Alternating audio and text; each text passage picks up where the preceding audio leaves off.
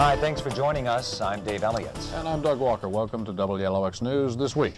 And when we come back, Doug, we keep talking about workforce housing, but the workforce in general in the shipbuilding industry is a major issue right now. And it's needed badly. There's a program underway to try to bring those workers here. We'll talk about it next.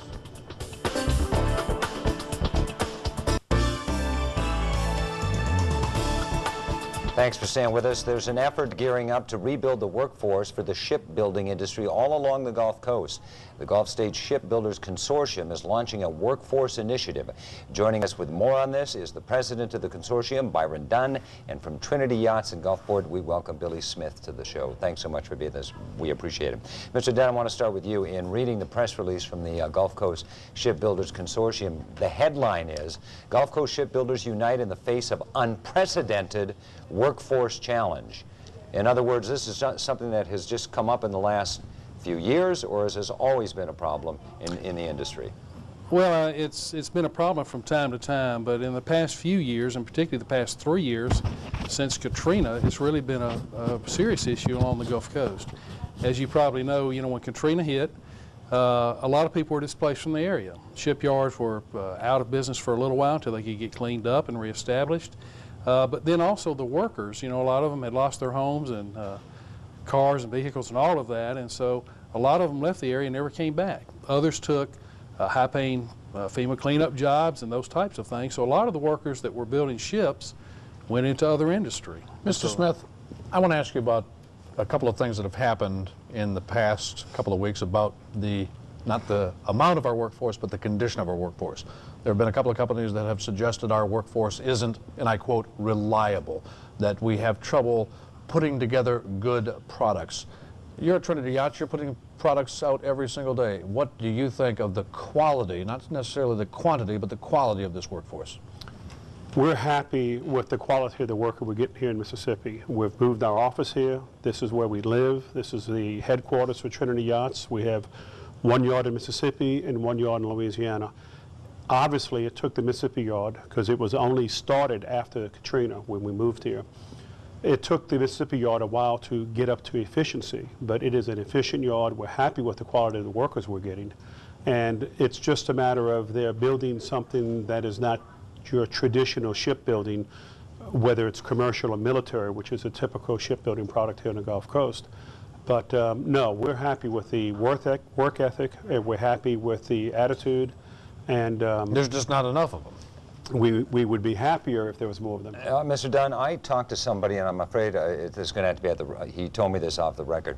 So one of the shipyards in Harrison County is operating right now with a workforce that is made up of, I can't remember the number he gave me, but Eastern European workers, and I think the country was Romania. We remember what happened out at Signal in Jackson County with the East Indian workers. Right. Do you expect, as a result of this problem, that we're going to see more and more work visa workers coming in from other countries to take these jobs?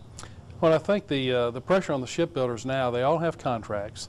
They're all have plenty of business and plenty of building to do, but they don't have enough workers to complete the contracts. They have to find workers somewhere. So in some cases, contract labor is an option for them.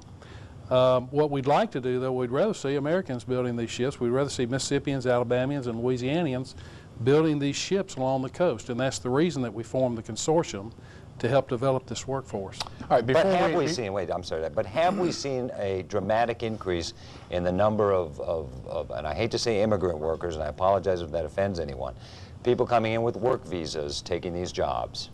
Some of the shipyards I do know have some contract labor, and some of those are non-residents, they're alien workers that come for some period of time and then return. But then again, you don't have to look at shipbuilding. Just take a look at what happened at Howard Industries up in Laurel. Exactly. There's 595 illegal aliens arrested for working at that industry. Before we run out of time, I do want to talk about the actual program. What is this program going to do to train and hire and retain 4,000 workers in the next few years? All right, the whole idea is it's a multi-pronged approach, really. First of all, we're trying to talk with middle schoolers and high schoolers and their parents and counselors in those schools to let them know the shipbuilding industry is different than it used to be. It's not your father's shipbuilding industry. It's high-tech.